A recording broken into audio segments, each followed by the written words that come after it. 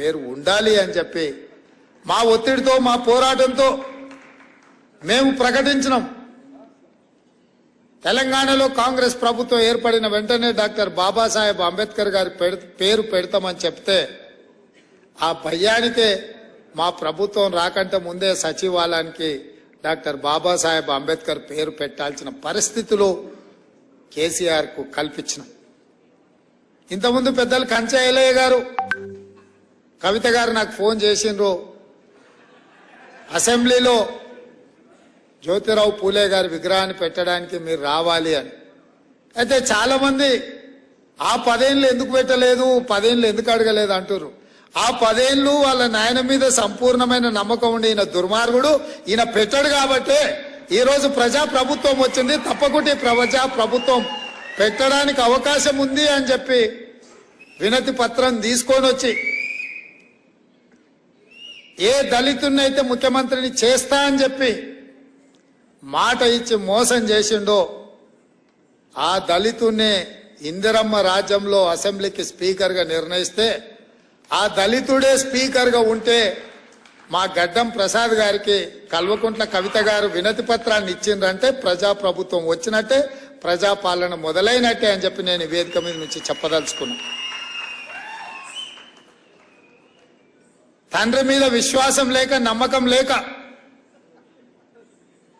తండ్రి ఈ ప్రజాపాలనకు వ్యతిరేకి అని తెలిసి చెప్పడానికి బేసిజం అడ్డం వచ్చిందేమో నాకు తెలియదు. కానీ అందుకే 10 సంవత్సరాల తర్వాత ఏర్పడ్డ కాంగ్రెస్ ప్రభుత్వంలో స్వేచ్ఛగా వాళ్ళు కూడా వచ్చి వినతి పత్రాలు ఇచ్చేటంత స్వేచ్ఛను కాంగ్రెస్ పార్టీ ఇచ్చింది అని అంటే ఇంతకంటే ఇంకేం కావాలి?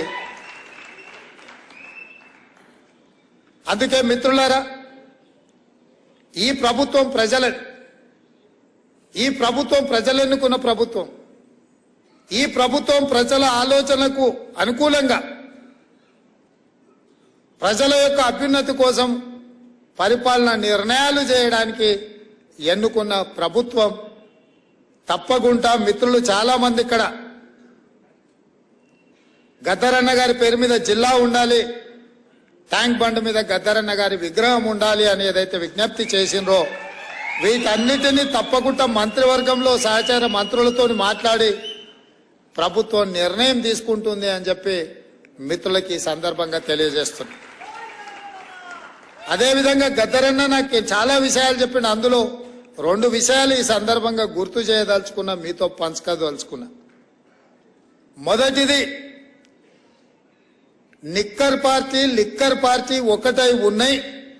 రాబోయే ఎన్నికలలో నువ్వు జాగ్రత్తగా ముందుకు వెళ్ళాలి అని చెప్పిండు. ఇవాళ లిక్కర్ పార్టీ ఒకటైన విషయాన్ని మన కళ్ళ ముందు కనిపించి కాంగ్రెస్ను రాకుండా అడ్డుకోవాలని చూసిన మీరందరూ కూడా అడ్డుగోడలను తొలగించి లిక్కర్ పార్టీని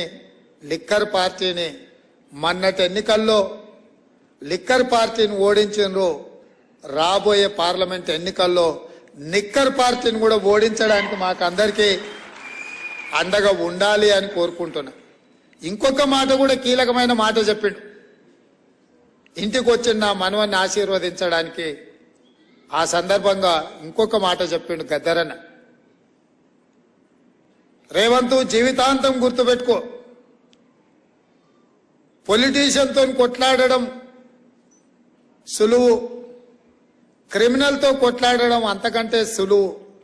కానీ క్రిమినల్ పొలిటీషియన్తో కొట్లాడడం అంత సులువు కాదు. నీ ఎదురుగున్నోడు క్రిమినల్ పొలిటీషియన్ అనుకుంటున్నావు, కాదు క్రిమినల్ అని చెప్పి కేసీఆర్ గురించి నాకు చెప్పడం జరిగింది. అందుకే ఆ క్రిమినల్ పొలిటీషియన్తోని మేము కాదు, మీరందరూ కలిసి వచ్చి తోడుగా ఉండి గద్దెని దించి ఈ ప్రభుత్వాన్ని ఏర్పాటు చేసినాం. ఇవాళ ఏ పని చెయ్యాలన్నా దాన్ని అడ్డుకోవాలన్న ఆలోచన తప్ప ప్రతిపక్ష పార్టీగా ప్రజలకు మేలు జరిగే సలహాలు సూచనలు ఇవ్వడం మానేసి శాపనార్థాలు పెట్టుకుంటూ తిరుగుతున్నారు. ఇట్లాంటి శాపనార్థాలకు కాంగ్రెస్ పార్టీ ఎప్పుడు భయపడదు.